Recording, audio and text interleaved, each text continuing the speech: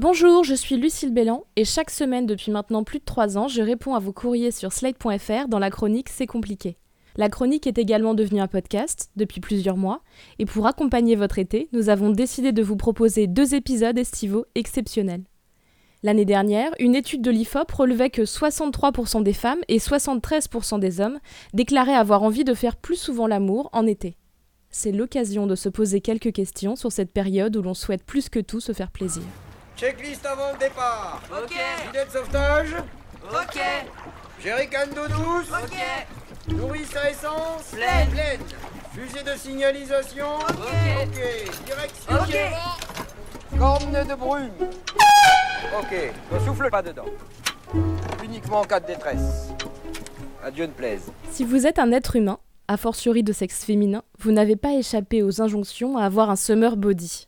Invention des publicitaires pour vendre des caleçons amincissants et des crèmes au printemps. Le summer body s'accompagne bien évidemment d'une épilation du maillot et du reste du corps adéquate, c'est-à-dire avec le moins de poils possible.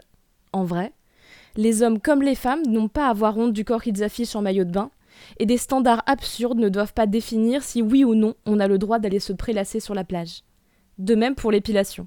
L'épilation du maillot et de toutes les zones du corps, en fait, permettent à des industriels de s'engraisser sur la vente de produits. Crème dépilatoire, cire, baume après épilation, qui ne font pas de bien à votre corps. Encore une fois, on ne voit pas des tonnes d'hommes s'angoisser de la présence de poils sur leurs épaules ou de leur toison pubienne à l'approche des beaux jours. Amis femmes, détendez-vous avec ça. Dites-vous que vos poils pubiens vous préservent aussi d'une quantité de désagréments gynécologiques et que sur vos jambes, personne ne remarque un fin duvet quand vous marchez dans la rue. Essayez pour voir. Je ne dis pas qu'il faut arrêter de s'épiler, je dis qu'il faut essayer de se détendre avec la question et que ce n'est pas une histoire de vie ou de mort. D'expérience, c'est même assez jouissif d'avoir la liberté de s'épiler ou pas. Je suis très contente d'avoir fait votre connaissance depuis le temps qu'on se croise. C'est vrai. Votre homme ne vous manque pas, avec sa nouvelle passion pour la voile? Oh non, Jacques adore ça, il a la passion de la mer. Je le redécouvre, il est heureux. Les enfants sont heureux. Vous êtes une femme de marin heureuse alors? En été, il y a les rencontres furtives, les câlins au cœur de la nuit, les bains de minuit, et puis parfois le sexe à l'extérieur. Je rappelle que si vous vous faites prendre, ce type d'activité tombe sous le coup de l'article 222-32 du Code pénal. C'est considéré comme une exhibition sexuelle, et ça peut vous coûter jusqu'à 1 an de prison et 15 000 € d'amende. Si toutefois vous êtes dans un lieu reculé, que les hormones vous titillent et que l'envie se fait trop pressante, n'oubliez pas les bases. Le sable, l'herbe, les cailloux, la paille, ça gratte les fesses et ça fait mal aux genoux. Dans ces cas, on se débrouille pour rester debout. Si vous vous endormez contre votre amant ou votre amante, n'oubliez pas que les insectes étaient là avant vous.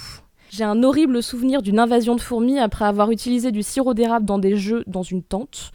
Globalement, dans les cas où vous êtes à l'extérieur, restez classique et fonctionnel. Paré à plonger. Immersion. Oh la vache. Il a plongé, hein. T'as vu? On le voit plus du tout. Alors maintenant, remontez à la surface. Je vous rappelle à toutes et à tous que l'été, avec les excès de mojito ou de punch, on doit rester particulièrement alerte sur les règles de consentement. On ne folâtre pas avec quelqu'un qui n'a pas l'air en état de s'en souvenir le lendemain, encore moins avec quelqu'un qui n'est pas conscient, parce que ça, c'est du viol.